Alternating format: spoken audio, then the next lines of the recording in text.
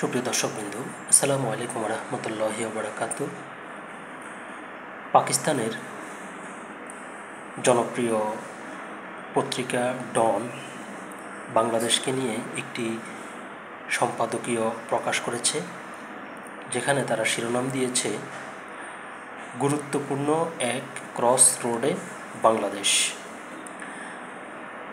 তো পাকিস্তানের ডন পত্রিকা কেন বাংলাদেশকে নিয়ে সম্পাদকীয় লিখল, তারা কি বলতে চায় এই বিষয়টি নিয়ে, সেই সম্পাদকীয়টি বাংলাদেশের পত্রিকা দৈনিক মানবজমিন পত্রিকায় প্রকাশিত হয়েছে। চলুন দেখি আমরা খবরটির বিস্তারিত কী লিখেছে।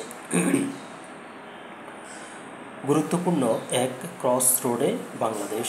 সাবেক প্রধানমন্ত্রী শেখ হাসিনা ওয়াজেদের সরকারকে উৎখাতের পর ডক্টর মোহাম্মদ ইউনূসের নেতৃত্বে বেসামরিক অন্তর্বর্তী সরকার গঠন করা হয়। এর মাধ্যমে শান্তিপূর্ণ গণতান্ত্রিক উত্তরণের আশা তৈরি হলেও সাম্প্রতিক ঘটনাবলী প্রতিশ্রুত নির্বাচনের বিশ্বাসযোগ্যতার উপর ছায়া ফেলেছে। আওয়ামী লীগের নিবন্ধন স্থগিত ও নির্বাচনে দলটির অংশগ্রহণ স্থগিত করার সিদ্ধান্ত উদ্বেগজনক।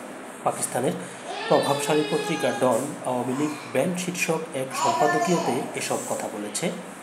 এতে আরও বলা হয়, সাবেক প্রধানমন্ত্রী শেখ হাসিনা ও তার দলের বিরুদ্ধে অভিযোগ কতটা গুরুতর সেটা কোনো ব্যাপার না, কিন্তু বিশ্বাসযোগ্য নির্বাচন অংশগ্রহণমূলক হওয়ার দাবি রাখে। বাংলাদেশের ইতিহাসের গভীরে শিকড় প্রথিত আছে এদেশের সবচেয়ে পুরনো এই দলটি।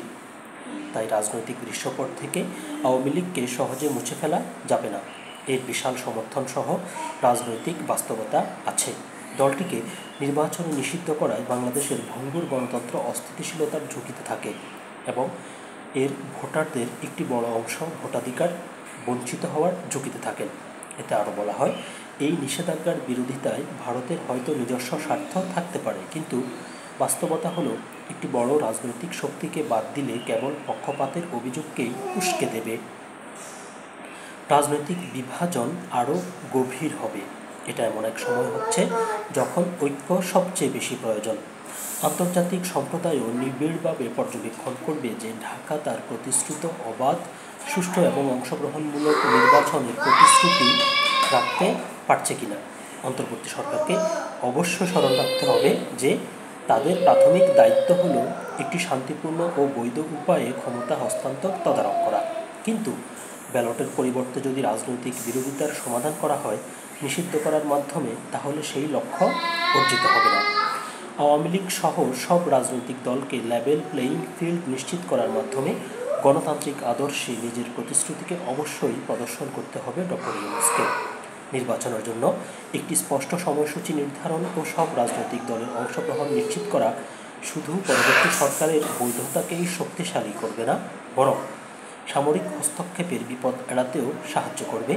কোনো কোর্ট বা রাজনৈতিক ডিক্রি নয়। বাংলাদেশের ভবিষ্যৎ অবশ্যই ব্যালটের মাধ্যমে নির্ধারণ করতে হবে। এই ছিল খবরটি। সকলে ভালো থাকবেন, সুস্থ থাকবেন। আল্লাহ হাফেজ।